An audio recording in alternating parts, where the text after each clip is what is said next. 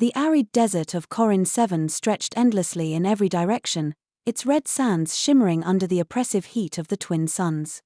There was no wind, no sound, just the unrelenting pulse of alien heat pressing down on the planet's surface. The desolate, barren land held a beauty of its own, stark and unforgiving, but there was no mistaking its lethal nature. In the midst of this vast expanse, a single figure moved slowly, deliberately a human, alone. His name was Captain Daniel Carter, and he had been stranded on Corin 7 for 3 days. To the untrained eye, Daniel appeared to be aimlessly wandering, but every movement he made was calculated. He knew he had little margin for error. There was no technology to fall back on, no advanced equipment to save him. His ship had been destroyed in a freak accident during a survey mission. His communication devices had been rendered useless, his rations consumed, and now, all he had left was his training and his will to survive. But he wasn't completely alone. From high above in an observation vessel, a group of aliens known as the Corvans watched him closely, their glowing eyes fixed on the monitor displaying the humans' every move. The Corvans were an advanced species, famed throughout the galaxy for their mastery of technology and their belief that no civilization could thrive without it. To them, a world without tech was as inhospitable as the vacuum of space. Today, they were witnessing something that defied their understanding. Chapter 1: The Bet. It had all begun as a simple challenge that spiraled into an experiment of galactic proportions. The Corvan Supreme Council had been debating the limits of physical endurance across species when the idea was floated: would a technologically dependent species like humans be able to survive in extreme conditions without their advanced tools? One council member, Vrax, had scoffed at the notion. Humans are weak without their devices. Strip them of their tech, and they crumble. It's only through machines that they're capable of anything. But another council member, Zalara, had disagreed. Humans may rely on technology, but there's something more primitive within them, something resilient. I believe they could endure, even without the technology they're so dependent on. And so, the challenge was set. Captain Daniel Carter, who had unknowingly become the subject of this debate, had been chosen due to his impeccable record as an explorer and survival expert. His ship had been disabled through a subtle intervention, and now, under careful observation, he was left to survive on the harsh world of Corin 7 without any of his technological advantages. What's he doing now? Vrax asked, leaning forward to get a closer look at the screen. Zalara tilted her head, watching as Daniel crouched low in the shadow of a rock formation. His lips were dry and cracked, his skin burned from the sun's relentless rays, but his movements remained purposeful. He was digging. He's searching for water, Zalara said. He's identified the rock formation as a potential source of shade and moisture. Vrax snorted. Futile. There's no water in those rocks. Even if there were, the effort he's expending will exhaust him. He should be conserving his energy. But Zalara was not so sure. There was a look in the human's eyes, a determination she had seen in no other species. There was something primal about it. Chapter 2: Adaptation. Daniel's hands were raw, his fingertips blistered and bleeding as he worked at the rocks. His breaths came in short, labored gasps. His throat felt like sandpaper, and his vision swam from dehydration. But he didn't stop. Years of survival training had taught him that to stop moving was to invite death. He couldn't afford to give in to the weariness threatening to overtake him. After what felt like an eternity, his fingers struck something cool and damp beneath the surface. He scraped away more of the red sand, revealing a small patch of clay-like soil that held traces of moisture. Not enough to drink directly, but enough to suck out the water by wringing it through a cloth. He carefully pulled out a strip of fabric torn from his uniform and pressed it into the damp earth. After letting it absorb what little water there was, he wrung it out into his mouth. The taste was bitter and metallic, but it was water, and it kept him alive for another day.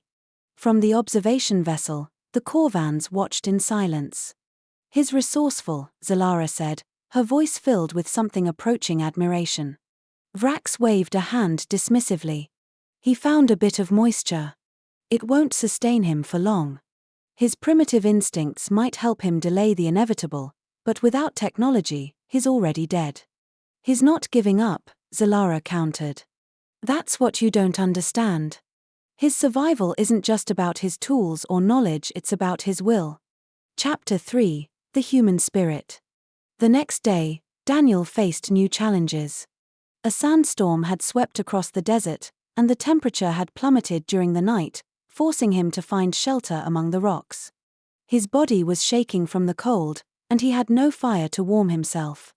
His mind raced for solutions, turning over everything he'd learned in survival school, everything he'd experienced during his years of exploration. Without technology, he was stripped down to the most basic elements of survival: shelter, water, and warmth. He had none of the advantages he was used to: no thermal blankets, no heat source, no fire-starting tools. But he had his mind, and he had his hands. He scoured the area for anything that could be used as insulation: dry grass, loose sand, anything to keep the heat trapped.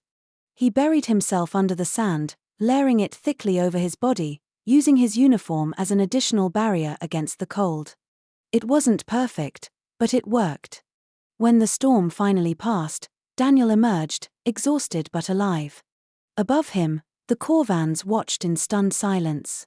He should have frozen to death, Vrax murmured, his tone betraying the first flicker of doubt.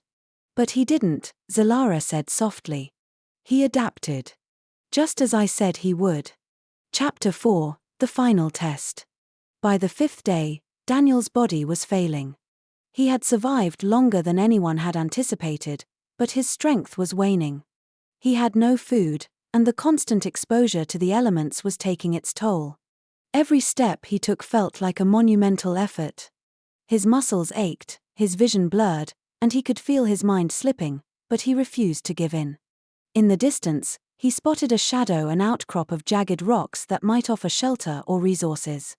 He staggered toward it, his legs barely holding him up, his mind focused on one thing: survival. From the observation vessel, Vrax and Zalara watched in silence. There was no more argument, no more debate. Both Corvans were transfixed by what they were seeing. He should have collapsed hours ago, Vrax said, his voice low, almost reverent. How is he still moving? Because humans, Zalara replied, her voice filled with awe, are driven by something deeper than just the need to survive. It's not just about endurance. It's about purpose. As Daniel reached the rock formation, he collapsed into its shadow, his body trembling with exhaustion. He could feel himself slipping away, but even as his consciousness faded, a small smile tugged at the corners of his cracked lips. He had made it. Chapter 5: The Conclusion. The Corvan Council reconvened after Daniel was rescued. His survival had been deemed worthy of intervention after the experiment's conclusion. The entire debate had shifted in light of what they had witnessed. The human had endured 5 days in one of the most hostile environments in the galaxy, without the aid of technology, without any external help. He had survived on nothing but his instincts, his knowledge, and his unbreakable will. What did we learn from this? The Supreme Council leader asked. Zalara stood, addressing the council. We've learned that while technology may enhance a species' abilities, it is not the foundation of survival. The human survived because of his spirit, because of his determination to live, to overcome, to push forward even when the odds were against him. Vrax remained silent, but there was a newfound respect in his eyes. He could no longer dismiss humans as weak or overly reliant on their machines. He had seen firsthand what they were capable of. Captain Daniel Carter would never know the full extent of the experiment he had endured. But for the Corvans, it had been a revelation, a lesson in the strength of the human spirit, a force more powerful than any technology they had ever encountered. And on that day, the aliens saw what it truly meant for a human to endure.